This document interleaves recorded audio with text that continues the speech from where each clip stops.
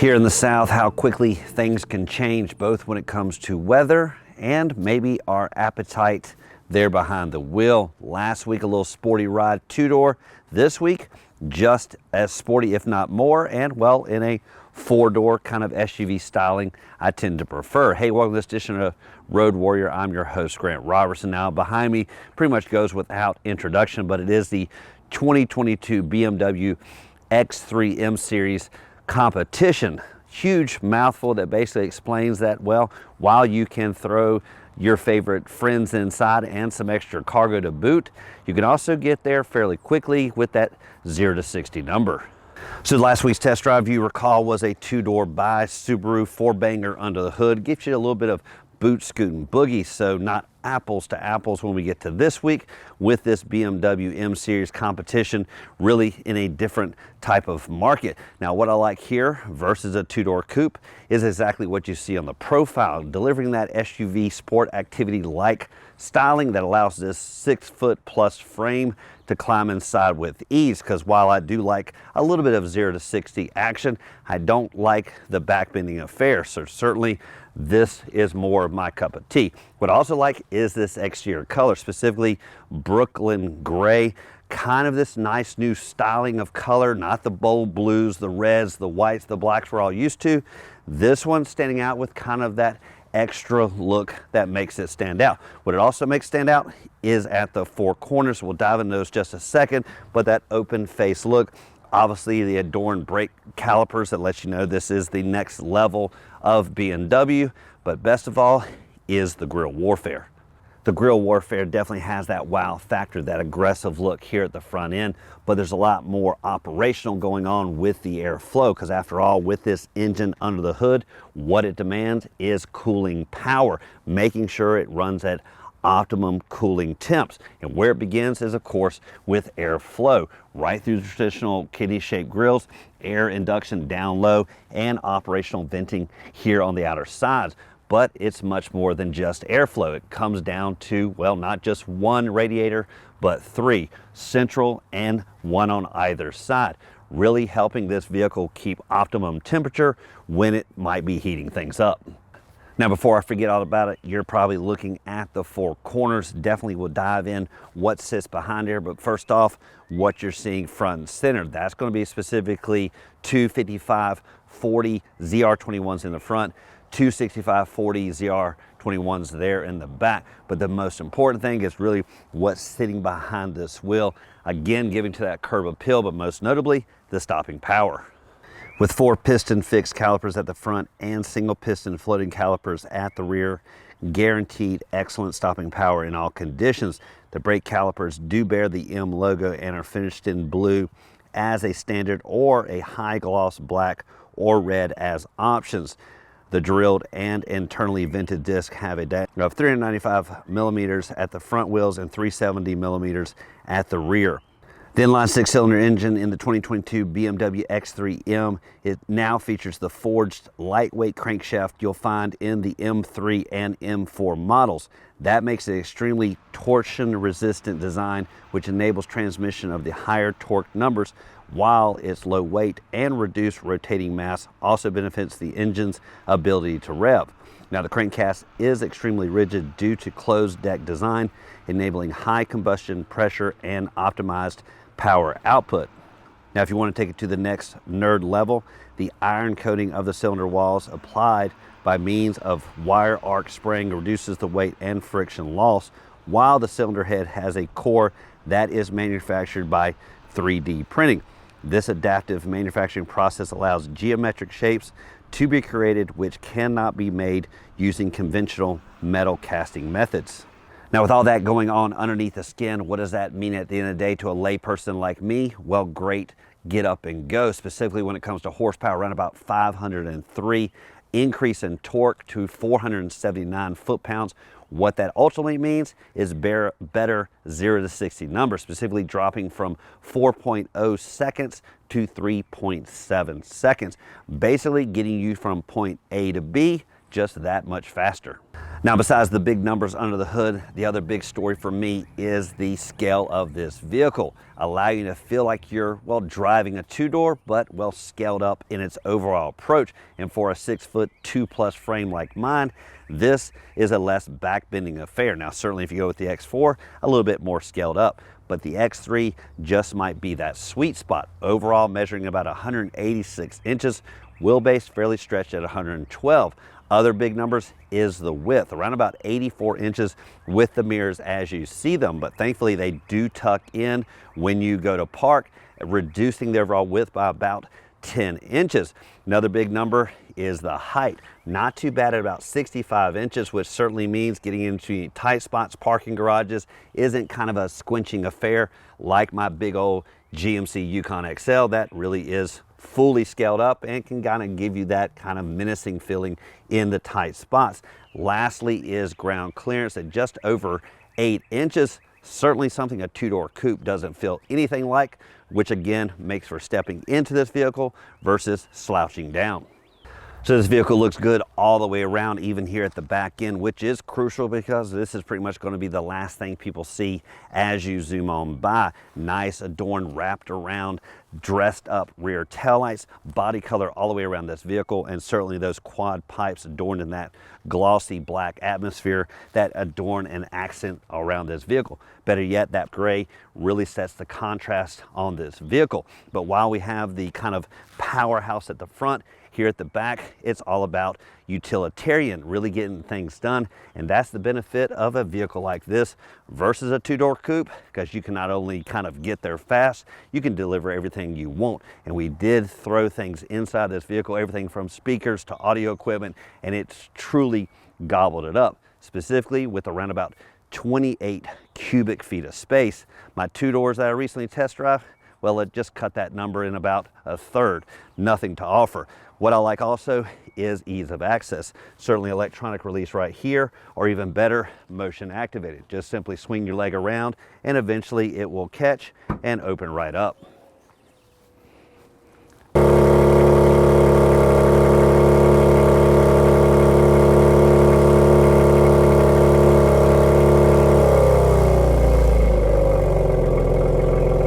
Certainly the X3 is nowhere near the scope of my bigger SUV that I personally own, but where it feels big again on the inside, but actually right through here. This equates because of that great ground clearance over 8 inches, and for this 6'2" frame to easily get underneath that, because typically on a vehicle like this, this is really a head banging affair. Now you can set this to different heights. I did notice that at one point I accidentally reset it, did turn into a head banging affair, but I quickly readjusted. Now it is not an equal opportunist, which means when it is at full height and there is maybe some vertically challenged working back here, well, it's just going to be kind of a stretch to get up there, but certainly you can use a different manner if you need to get it lowered, but just press right there and it closes lickety split. Another great thing is just the speed of that operation. Now as this vehicle sits, it's certainly unlocked. Really, that's apparent with these wings that swing out, also known as side mirrors. This gives that extra width, again about 10 inches, but I like the sculpting and the kind of Greek architecture that it does provide to the overall look. Now as you work down the vehicle, this certainly has the smart key system. Nice integrated key, pretty much going to keep in your pocket and forget about it. With each access point, you pretty much have the lockability and unlocking of this vehicle. Nice texture right here. Just simply press it lightly one time. Everything's going to lock up. The vehicle is going to let you audibly know. If you need to come back, get back inside, just simply place your hand right here. Opens with these smart technology that you expect with the kidney-shaped grille at the front. Starting the back seat, because backseat driver is going to have just as good a position as the front, and where it starts is in overall spacing here at the back. First off with leg room numbers. Now what you're going to see is around about 36 inches, not too bad, and with the overall kind of vertical like feel with plenty of height from your legs down to below, you really have great legroom overall feel, and certainly nice tuckability for your feet underneath the front seats. Again, in some other vehicles like coupes and so on, your seating will be typically a lot lower, just not giving you that feet space. Also, what you're going to find is the overall comfort. Now this has kind of a bench styling, a little bit of individualized attention here on the outer side, but even more individualized is this button right here.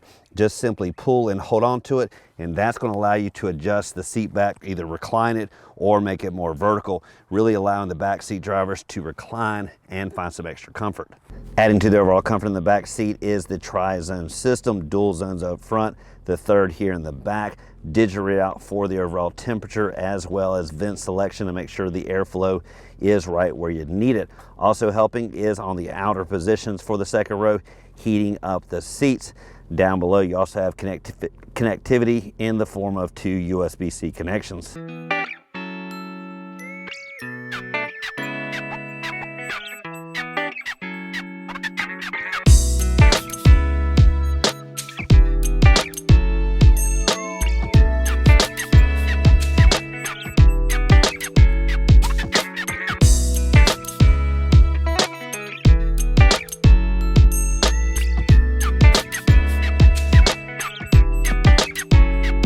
Before we get into the infotainment system, let's get to what everyone really wants to talk about, which is that need for speed. And where it begins is with the 8-speed automatic transmission, which of course has that manual-like feel when you need it, and you have tons of options when it comes to, well, let's say shifting the gears. Traditional in the sense of just kind of toggling it over, pressing it one more time. That's going to give you the manual throws back and forth. Then you can go to either M1 or M2 paddle shifters as well, basically shifting up here on the traditional sense, giving you again that sporty-like feel. One more stage is again the button here at the back of the gear shifter. What that does is, in layman's version from yours truly, is basically change the RPM levels when you go to shift. If you go up to the first, second, third, that means the RPM levels incrementally increase, giving you a lot higher rev point between shifts. This vehicle having a red line at around about 7,200 RPM. When it comes to gauge cluster, one huge innovation has been the change over from typical analog readouts to what you see here, full digital readout for the gauge cluster. Speed here on your left with the digital readout, as well as the traditional needle. There on the right, the tachometer, which really gets your attention, of course, when you're hammering it down the road. Now, this vehicle certainly has multiple driving modes, and you're going to select that down here between the front occupants, just simply here with the mode select button. Now, once you press that, naturally to be expected, you're going to get a different readout there for the gauge cluster. And that little stack we see here on the outer side, again, is that various rev selection levels. If you go down and press up, that's going to give you just the different rev points, RPM. And again, I'm speaking from a layperson, novice's level, but you get the gist. One other function, if you press and hold the mode button, that will take you over to track mode. Now, they definitely want you to press and hold it to make sure you're truly ready for it, because just an inadvertent touch, that's not what they're looking for. They're looking to make sure you know that this vehicle is track ready. Now, one thing you'll notice right when you crank up this vehicle is just the level of that growl there at the back end, but you can go a little bit more kind of stealth mode if you want, and that is this button here. Typically, when the vehicle cranks up, it seems to always be engaged because, well, naturally you want this vehicle to kind of be throaty and ready to kind of let people know you're coming. But again, with stealth, just simply press that, and this vehicle kind of gets a nice little hum kind of feel to it and a little bit softer around the edges. Getting to some other ergonomics, I like wireless charging. Who wants to fiddle with cords? And certainly that's going to be found right up here. Just simply find the right position. You'll see this blue illumination come on. And if you have everything connected like I do with Apple CarPlay, we can simply hide all of this, make it look nice and cool, and everything is connected via this huge touchscreen infotainment system. Now, to operate it, you can just simply interact with it with an arm stretch away, split screen like we see here, select your various functions. You can also, of course, use the central knob like we have down here, barely an arm stretch, just your hand's going to naturally fit right here. Shortcuts, home, map, media, and so on. And most of you are familiar with what BMW does here, so no reason to overstate the obvious. On the steering wheel, you're going to find some other functionality on the left side for cruise control, really helpful on the open road. Set the cruise, pretty much forget about it. You do have this limiter mode That was interesting because it does know obviously what the speed limit is based on the signage, what's going on, the GPS, what have you. The vehicle knows the speed. So actually, if you press that, that's going to help you kind of control that need for speed, and may be helpful if you tend to have an issue with the blue lights behind you. One other thing I forgot to mention is the heads-up display, which shows up fairly well right here. This one really given the viewpoint as this is in the kind of sport mode. If you're in traditional mode, you can see other information up there as well. Now it does for this edition Road Warrior, and although I wish I'd gotten a little bit more footage behind the wheel, well, time just snuck up on me. But the best thing about it is, well, you can envision just how great this vehicle is, whether you see it for yourself on video or if you actually get the chance to get behind the wheel, because any friend that is of yours and you have this vehicle certainly is going to want to go 10 and 2 in the pole position. But overall, what I like about this vehicle is the best of all worlds. The two-door like feel when it comes to stomping that gas, but the full-size like feel, meaning you can take you and your best friends, and well, why not even some of their cargo. Last but not least is the improved 0 to 60 numbers. Again, going from around about 4 seconds to 3.7, all with that spirited inline 6-cylinder. Now, as always, thank you for watching this edition of Road Warrior. Keep both hands on the wheel and eyes straight ahead.